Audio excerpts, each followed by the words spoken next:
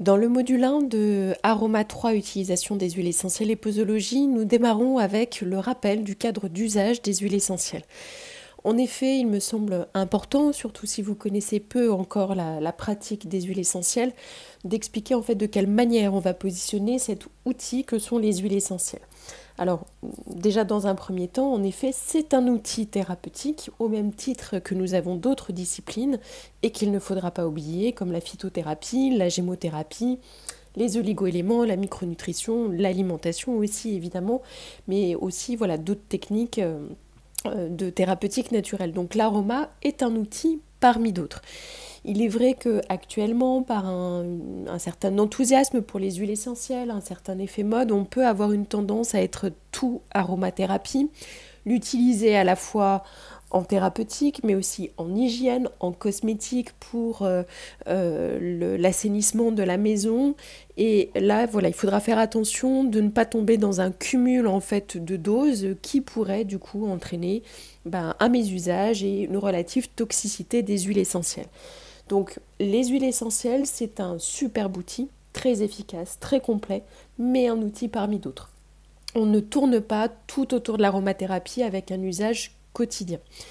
Les huiles essentielles, au niveau d'un cadre temps, c'est vraiment une technique qui est pour du court ou du moyen terme, pas pour des prises en charge de long terme. Alors, je m'explique par rapport à ça, court terme, moyen terme. Globalement, généralement, on est plutôt sur une semaine en fait d'usage des huiles essentielles. Éventuellement, on va pouvoir pousser à 3 semaines. Dans certains cas, 1 mois et demi, et le grand maximum, je dirais 3 à 4 mois. Voilà, ça vous donne un peu un cadre temps, mais vraiment le plus fréquent, ça sera la semaine de traitement.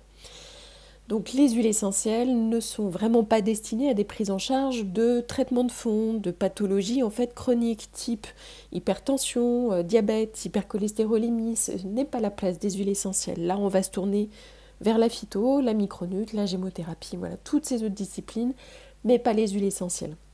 Elle pourrait intervenir dans ces pathologies chroniques, mais à ce moment-là, en traitement d'attaque ou de manière ponctuelle, parce qu'il y aurait une dérégulation de la pathologie à un moment donné, mais certainement pas en fait en traitement de fond. Voilà, donc ça, c'est vraiment pour moi le plus important et j'espère que voilà, c'est compris et intégré. Je vois trop souvent des usages quotidien pour absolument tout et donc bien faire attention à votre cumul d'usage des huiles essentielles. Vous ne devez pas avoir d'huile essentielle tous les jours tout au long de l'année.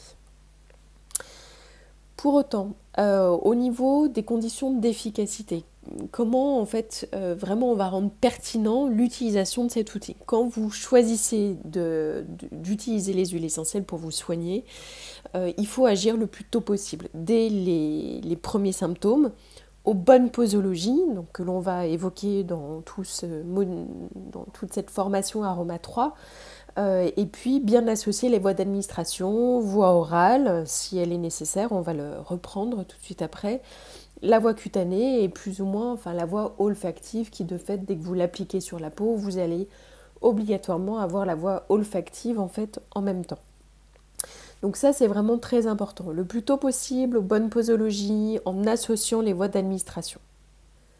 Je rappellerai aussi ici la notion du respect du cadre d'automédication. Pas plus d'une semaine de traitement d'automédication sans avis médical si la situation vient à se dégrader ou à persister. Maintenant que nous avons reposé ce cadre un peu restrictif, mais en fait sécuritaire des huiles essentielles, nous allons à nouveau pouvoir nous émerveiller de leur usage. En effet, pour moi, cette discipline des huiles essentielles est la seule discipline qui est une approche holistique de l'organisme. Holistique qui veut dire global, qui va prendre en charge à la fois le corps physique, le corps énergétique et le corps émotionnel.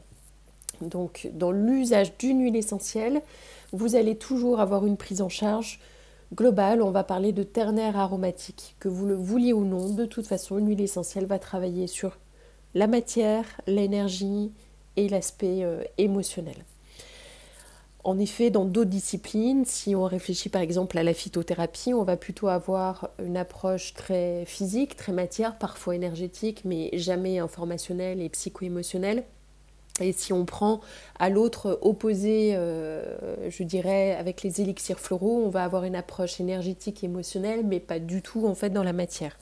Voilà, généralement, il va souvent manquer un aspect, ou alors c'est une discipline qui a été, comment dire, une technique qui a été refaite par la main de l'homme. Je pense notamment à la spagyrie, qui est une association des différentes parties de la plante dans différents états.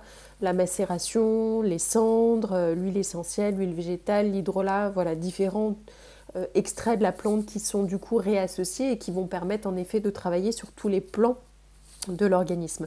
Mais là, les huiles essentielles, naturellement, sans qu'il y ait une transformation ou une association particulière, travaillent d'elles-mêmes en fait sur la globalité du corps, physique, énergétique et émotionnel. Et ça, c'est juste merveilleux en fait dans une approche thérapeutique. Donc c'est vrai que c'est une discipline qui du coup va satisfaire tous les thérapeutes. Aussi bien le médecin qui travaille en thérapeutique naturelle ou le naturopathe qui va avoir peut-être une approche donc plus directe, j'ai envie de dire sur le corps physique. Moi je vais parler à cet endroit-là d'allopathie verte, mais le thérapeute en énergétique qui travaille en réflexologie plantaire, en acupuncture, en shiatsu, voilà, peu importe, qui va pouvoir utiliser les huiles essentielles sur un point d'acupression, un point de réflexologie, donc vraiment voilà, permettre de potentialiser complètement en fait son geste de thérapeutique. Et puis enfin, le thérapeute en accompagnement psycho-émotionnel, psycho-comportemental, qui va pouvoir utiliser les huiles essentielles par l'approche de l'olfactothérapie, donc qui est l'olfaction des huiles essentielles, qui stimule le système limbique et le siège mémoire et émotion. Et les huiles essentielles sont un véritable levier en fait pour travailler sur les blocages ou en tout cas les besoins d'évolution émotionnelle.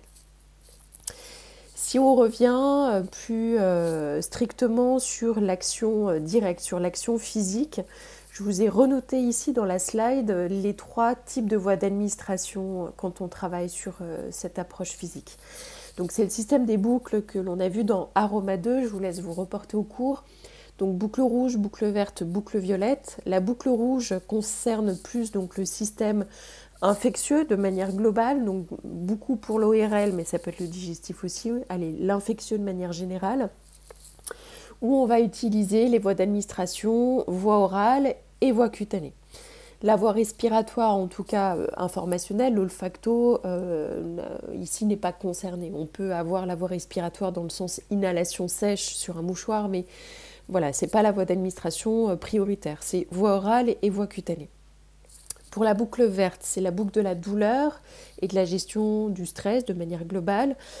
Donc là, on est en voie d'administration cutanée et la voie respiratoire, donc en olfacto. Il n'y a pas de voie orale particulièrement. Et enfin, la boucle violette, donc c'est le système circulatoire et lymphatique. On va avoir ici un usage par voie cutanée principalement et de manière très ponctuelle, des fois pour des traitements d'attaque, on peut utiliser la voie orale. Voilà, donc là encore, ça vous donne un cadre d'usage des voies d'administration pour l'approche corps physique.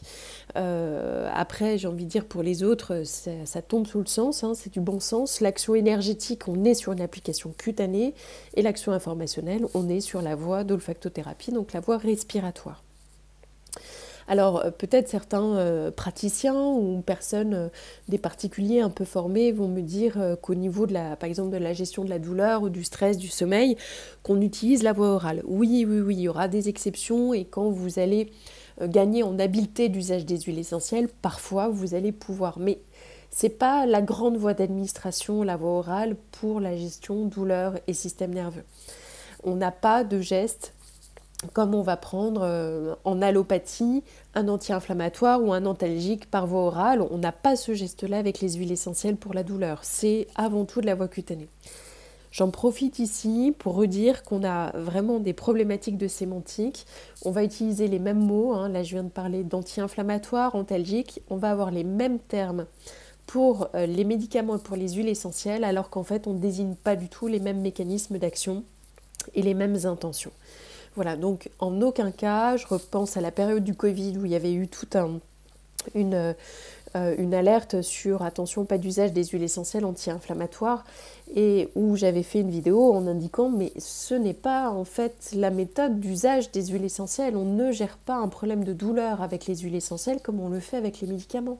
On n'avale pas de Gaultérie, ça ne se pratique pas. On utilise la voie cutanée, la friction, mais pas d'ingestion. Donc attention à ne pas comparer. Vous devez en fait sortir de vos habitudes d'usage des médicaments pour ne pas les appliquer strictement en fait aux huiles essentielles. Voilà, donc le système des boucles vous donne en fait un cadre de pratique pour les voies d'administration. Dans un premier temps, voilà, tant que vous n'êtes pas encore expert, gardez bien en fait ces voies d'administration par type de système. Enfin, pour terminer sur cette introduction, cadre d'usage des huiles essentielles, rappelez donc le nombre de gouttes que l'on peut utiliser par jour et les rappels de toxicité donc, que l'on a déjà évoqués dans Aroma 2. Donc un risque toxique n'est réel qu'en fonction de 3 critères, hein. Je vous les rappelle bien. Pour moi, c'est indispensable que vous les ayez tout le temps de manière automatique en tête. C'est codépendant de la voie d'administration, de la quantité et du temps. Voie d'administration, quantité, temps. Pour ce qui est de la voie d'administration, il est certain, et là encore c'est du bon sens, la voie orale est plus toxique que la voie cutanée, et la voie cutanée est elle-même plus toxique que la voie respiratoire. Au niveau de la voie orale, c'est une voie d'administration qui est réservée à l'adulte. On va voir après les tableaux de posologie, on verra que de manière tout à fait ponctuelle et contextuelle, on peut quand même donner des huiles essentielles par voie orale chez les enfants vers 5 ans, etc. On verra ça tout à l'heure. Mais globalement, de toute façon, même les enfants n'aiment pas la saveur des huiles essentielles. On va plutôt utiliser les hydrolats chez les enfants. Essayer de garder clairement la voie orale, minimum à partir de 7 ans, mais j'ai envie de dire même généralement à partir de 12 ans. Ça, c'est plus le côté pratique. Sur l'aspect purement théorique, on verra les tableaux de posologie tout à l'heure et vous verrez qu'en fait, on peut donner des huiles essentielles par voie orale chez les enfants. Voilà, on va aussi limiter la voie orale chez les personnes âgées. Pour les femmes enceintes, on va pouvoir en fait utiliser certaines huiles essentielles. Le discours global pour la population pour éviter là encore des risques, c'est vraiment une notion de prévention pour des personnes non formées ou non conseillées. On indique toujours jamais d'huile essentielle chez la femme enceinte. Après, une fois que vous êtes formé expert en aroma, en fait, vous savez que certaines huiles essentielles peuvent être données chez la femme enceinte, mais là encore, il y a une liste bien précise d'huiles essentielles sur une posologie et sur un temps donné qui est très stricte. On le verra tout à l'heure. Mais voilà, là, ça vous donne les grandes tendances. Donc, on évite la voie orale chez les enfants, on limite chez les personnes âgées.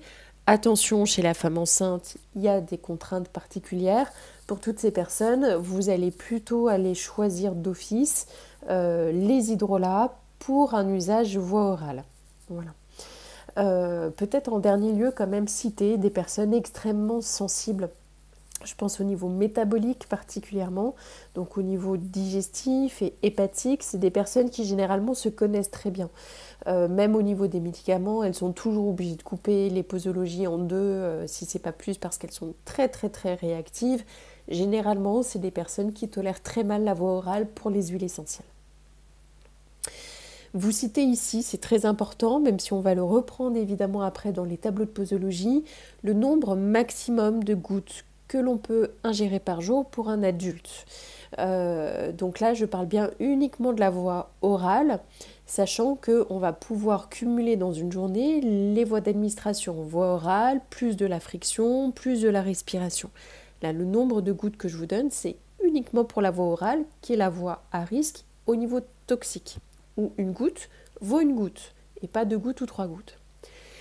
Donc, on peut ingérer jusqu'à 12 gouttes par jour maximum pour un adulte. Sachant que par unité de prise, on prend 2 à 3 gouttes à la fois, jamais plus, attention. Donc ça nous porte à 2 gouttes 6 fois par jour ou 3 gouttes 4 fois par jour maximum. Il y aura une exception pour la famille biochimique des cétones, donc c'est la famille biochimique de la menthe poivrée, du romarin à verbenone, de l'eucalyptus dives, l'eucalyptus mentholé.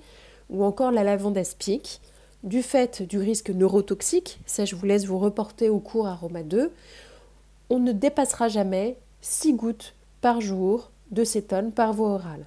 Pour une menthe poivrée, ça voudra dire pas plus de 2 gouttes matin, midi et soir. Voilà, ça c'est vraiment important. Donc pas plus de 12 gouttes en tout et pour tout. Et s'il y a une cétone, c'est pas plus de 6 gouttes par jour. Voilà, on va reprendre les tableaux de posologie, mais là encore, dans un cadre de pratique réelle, de quotidien, très sincèrement, c'est extrêmement rare que vous montiez à 12 gouttes par jour pour un adulte. On est pour des symptômes importants, si déjà vous ingérez 8 gouttes par jour, c'est déjà très très bien. Mais là encore, c'est pour dire de poser un cadre et que vous devez connaître. La limite max, c'est 12 gouttes par jour pour un adulte. Alors, petit exercice ici. Imaginons que vous ayez un mélange à part égale, c'est-à-dire 50%, 50% de Ravinzara et menthe poivrée. Donc, le Ravinzara n'est pas une huile acétone, la menthe poivrée est une huile essentielle acétone. Combien de gouttes par jour vous pouvez ingérer de ce mélange à part égale Ravinzara, menthe poivrée? Voilà, je vous laisse réfléchir une petite seconde. Donc là, généralement en cours, voilà, il y a un petit peu tous les retours, c'est souvent 9 gouttes, 6 gouttes, voilà. Donc là, c'est vraiment important dans le cadre de la formation, et puis c'est très simple comme exemple, mais de tenter quand même là d'être précis. Si j'ai un mélange à part égale, Ravinzara, menthe poivrée, c'est-à-dire que quand je vais ingérer 2 gouttes de mon mélange, à chaque fois, je n'aurai qu'une goutte de menthe poivrée. Ce que je ne dois pas dépasser par jour, c'est 6 gouttes d'huile essentielle riche en cétone par jour. Donc pas plus de 6 gouttes par jour de menthe poivrée. Donc mon mélange à part égale Ravinzara, menthe poivrée, je vais pouvoir en ingérer 12 gouttes par jour, donc 2 gouttes 6 fois par jour, ou 3 gouttes 4 fois par jour, puisque je n'ai jamais que 50% de mon mélange en menthe poivrée. Donc même si je viens ingérer 12 gouttes par jour du mélange, dedans je n'ai que 6 gouttes de menthe poivrée, donc je n'aurai pas dépassé ma quantité maximale par jour d'huile essentielle riche en cétone. Voilà, j'espère que ça sera suffisamment clair ici, sinon on en reparlera en webinaire. Pour terminer, sur la voie respiratoire, on n'a pas de risque toxique avec la voie respiratoire, en tout cas en olfactothérapie, c'est-à-dire l'inhalation au flacon ou sur une bandelette de papier ou une goutte sur les poignets et je sens mes poignets, 5 minutes 2 à 3 fois par jour. Il n'y a pas de risque toxique. Il peut y avoir un risque uniquement pour les diffusions atmosphériques avec l'usage d'ultrasoniques type nébulisateur, éventuellement ultrasonique, ça va dépendre du type de technologie, mais c'est souvent plus les nébulisateurs où on met, donc c'est des diffuseurs avec des grandes ampoules en verre, où on met les huiles essentielles pures et où on va diffuser avec un variateur les huiles essentielles de manière assez intense. C'est les tout premiers diffuseurs qu'on a eus, les premières générations, où on doit faire attention à ne pas diffuser plus de 20 minutes pour une chambre. Donc, en dehors de ces techniques où on peut avoir un risque de surdiffusion atmosphérique, donc là en effet il faut faire attention, respecter les modes d'emploi du diffuseur que vous avez acheté, mais sinon pour la voie respiratoire, j'ai envie de dire traditionnelle, inhalation sèche sur un mouchoir ou olfactothérapie sur un flacon, il n'y a pas de risque toxique sur ces modes d'inhalation.